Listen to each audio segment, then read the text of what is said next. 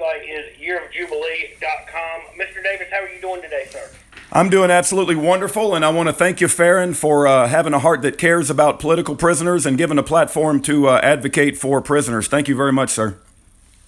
Well, sir, I want to thank you for the work that you are doing, and I heard you earlier this week on Action, and you just tell the people, share what you can that you shared earlier in this week, Schaeffer Cox, some of the other stories, and maybe just as important, how the FBI is entrapping American citizens. I'm just going to turn it to you. You did an excellent job earlier in the week, and I've told a lot of people to listen to that archive. Sir, the floor is yours. You bet. Thank you very much for the platform again. You mentioned the FBI, and I do want to talk about Schaeffer Cox, but the FBI, without a doubt, is the biggest terrorist organization in this country. They are entrapping innocent men and women all over our country, and they are destroying families and destroying lives. In the Gulag Archipelago by Alexander Solzhenitsyn, he said that they can't arrest all the dissidents, but they can arrest the most vocal and those that are the most inspiring. When it comes to Schaeffer Cox, he has been in prison, and I calculated it up before I got on the show today. He has been in prison 2,620 days. That's a little over 7.1 years for those who want to do the math. And again, I want to go back to that phrase. I want to thank those that have a heart that cares. There's another prisoner. His name is Bryce Quellar. He had a YouTube channel with over 200 million views. One of the most popular truther channels in all of YouTube. He was bigger than most Las Vegas television stations. He got thrown in prison for a freedom of speech issue. And my wife and I wrote him a letter once we found out he was in prison, and I'll never forget the letter that he wrote back to me. He said, "Thank you for having a heart that cares." Nobody else had written him a letter. And so I would like for your audience to care. It's the second greatest commandment in all of the Bible. And I would like for us to care about the fact that we have innocent political prisoners in prison, one of which is Schaeffer Cox. People might ask that don't know, who is Schaeffer Cox? I've written down a few things and I would like to share with you who is this man. But first and foremost, I can tell you that he is a believer. He's a fellow believer in the Lord. He is a husband and devoted father of two beautiful children that have not seen him. His daughter, his baby daughter, was born at home just a few days before they threw him in prison. He is the son of a Baptist minister who attended West Point. He was a rising Liberty star, charismatic with a strong constitutional message. Schaeffer Cox, if you want to know the content of a man's heart, go watch a video on YouTube called The Solution Speech by Schaeffer Cox. I believe he gave it in Montana. It will tell you the heart of the man. He said some very bold things, but the founders of this country said some very bold things. We don't put people in prison for saying bold speeches. Schaeffer Cox said nothing more bold and courageous than the tree of liberty must be fertilized from time to time with the blood of patriots and tyrants. Some of our founders talked like that, and Schaeffer certainly talked like that. Hundreds, if not thousands of people would show up to his meetings, and he knew how to inspire people. He won 38% of the vote in a 2008 race for the Alaska House of Representatives at 24 years old. At 24 years old, he's running for Alaska House of Representatives, and in a three-way race, he won 38% of the vote. He was a strong supporter of the Second Amendment, and he was a militia leader. He exposed the Federal Reserve and the corruption about how wicked they are in the fiat money system and how they manipulate human behavior on a massive scale. He was exposing corruption in local law enforcement officials, and people were telling him about a pedophile ring that was meeting at a particular house called the Ocean View House. And we have documented evidence that there was this pedophile ring of local officials and businessmen in Alaska, and Schaeffer started to exposing that, and that's when things got really, really serious, when they started to go after him, when he started exposing that pedophile ring. He contributed to the Continental Congress of 2009. He climbed Mount McKinley 3 times, and he started a Liberty Bell network that would hold local law enforcement officials accountable and he would call all the friends not to be confrontative with the police, but to simply videotape them and to make sure nobody's constitutional rights were broken. They certainly did not like that. He is an unjustly incarcerated brother who's been in prison over 7 years. So I believe, and I say this with full conviction after studying Schaeffer's case for hundreds of hours and looking into all of the accusations they made against him, the FBI has entrapped him, and I believe Schaeffer Cox is completely innocent. The man never punched anybody in the nose, and yet we had FBI informants sent into his house, recording his conversations over his breakfast table, provoking him to violence, and not only provoking him, but we actually have the FBI informant. His name is Bill Fulton, who I consider a reprobate from the loins of hell, a son of Belial. This Bill Fulton character threatened Schaeffer's life. He threatened to slit his throat and bleed him out at his feet if Schaeffer did not come up with a plan for violence. And so there's another political prisoner by the name of Leonard Peltier. Many of your audience may have heard his name before. He's one of the most famous American Indian political prisoners in this country. There was an FBI agent assigned to his case, and his name was Jack Ryan. We have Jack Ryan on video saying that he always wanted to be an FBI agent when he grew up. He loved the FBI. He thought they were the good guys, and he thought he wanted to make something of his life and become an FBI agent. Once he became an FBI agent and saw what was really going on, Jack Ryan said that the primary function, what he learned as being an FBI agent, the primary function of the FBI is to stop political dissidents that threaten the establishment in this country. And they get paid millions, if not more, money, the FBI does, to find terrorists. What do you think they're going to do if the funding is completely based on finding terrorists? They will find terrorists, even if they have to create terrorists. Matter of fact, there is a book out called The Terror Factory, an inside look at the FBI's manufactured war on terrorism. It may feel uncomfortable for some of your audience for me to speak out so boldly against the FBI, but I do this from research and knowing what they do and how their tactics are, and it's pure evil. I know of a woman sitting in prison right now because she was entrapped and set up by the FBI, and she never had a criminal history, and she was 25 years an electrical engineer. But let me go back to Schaeffer Cox. Schaeffer Cox, it's hard to understand his story if you don't understand the story of Senator Ted Stevens. There's a polar pen team that was made up of Department of Justice prosecutors, including Attorney General Karen Loeffler.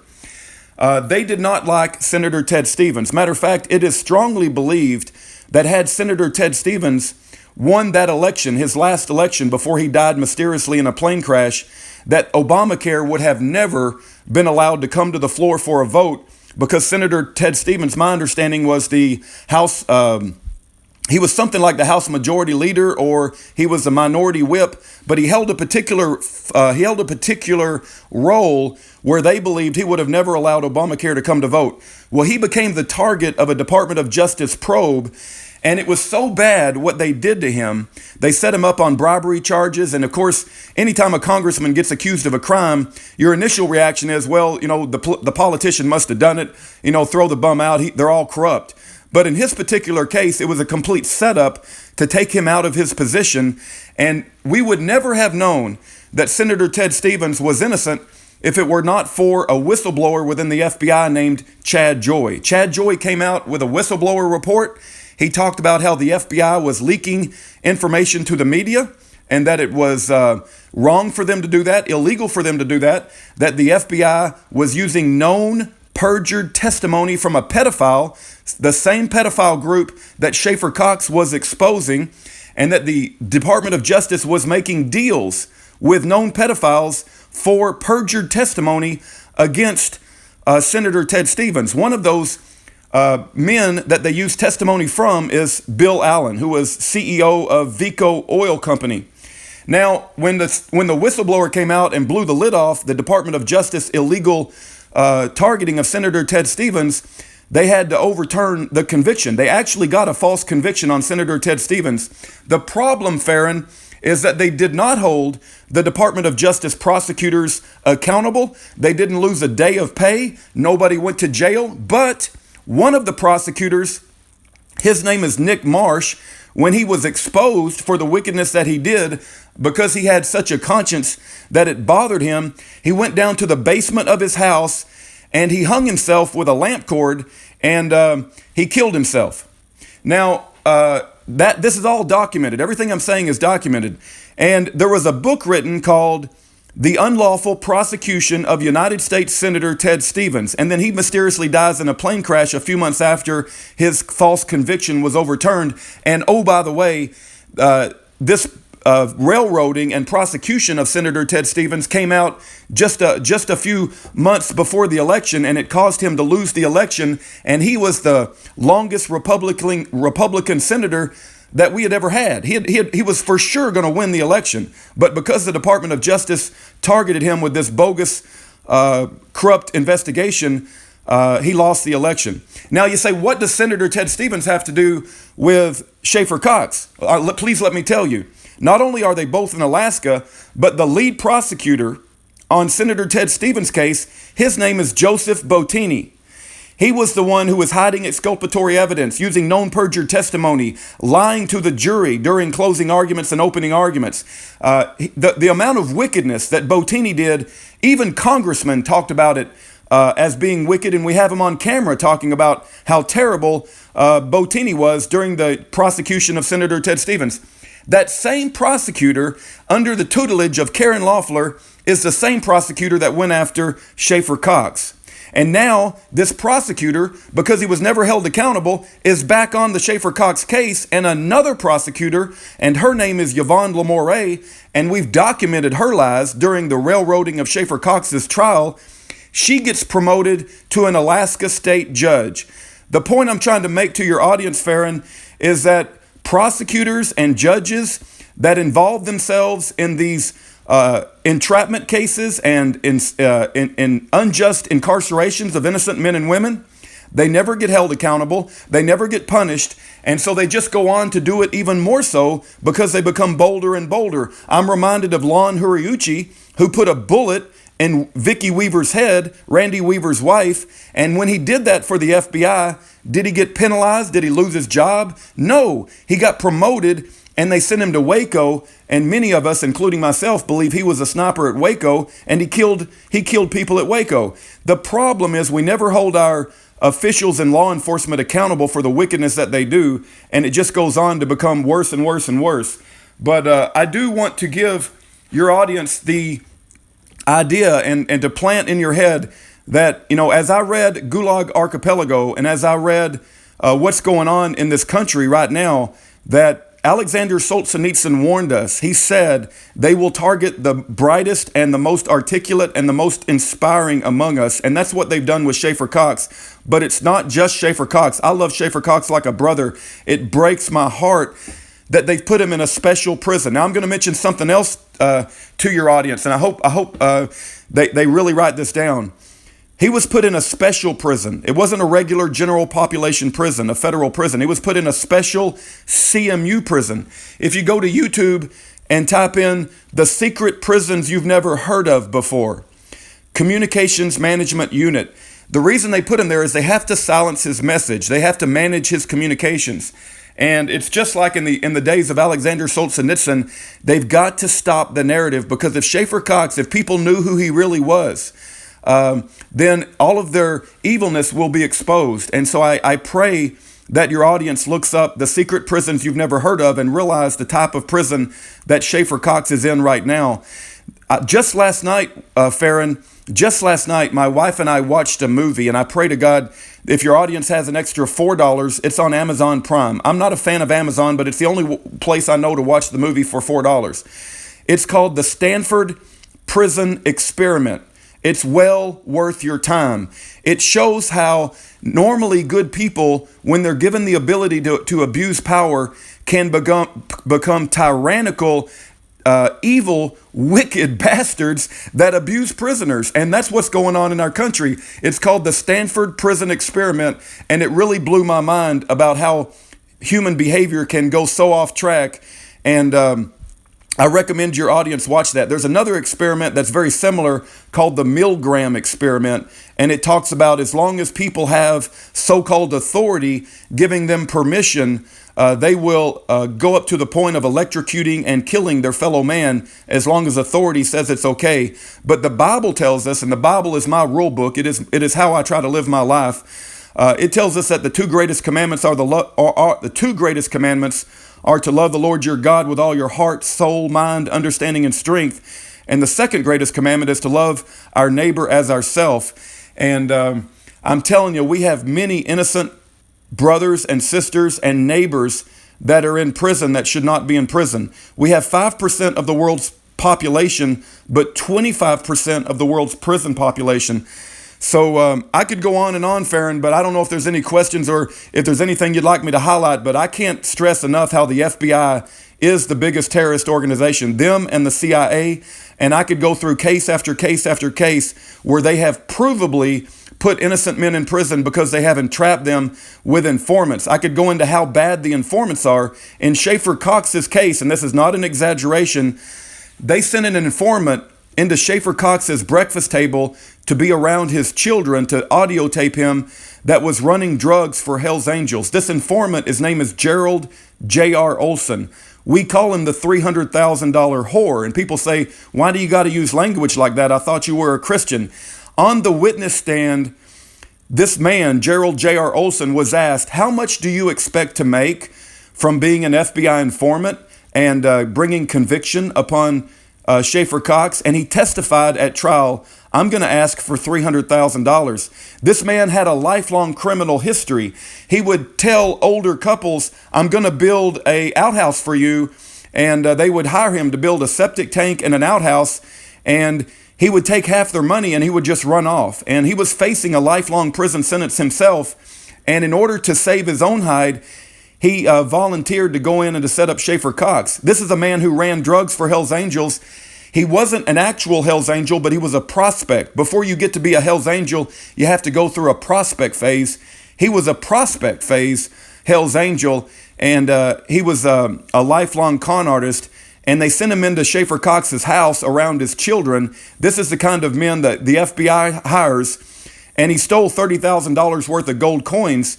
And Mr. Davis? Yes, sir. Mr. Davis, we're coming up on that break. We'll be back in 3 minutes. When we come back, I want you to give out any contact information, maybe talk about what you've got coming up at 9 this morning or 8 o'clock your time.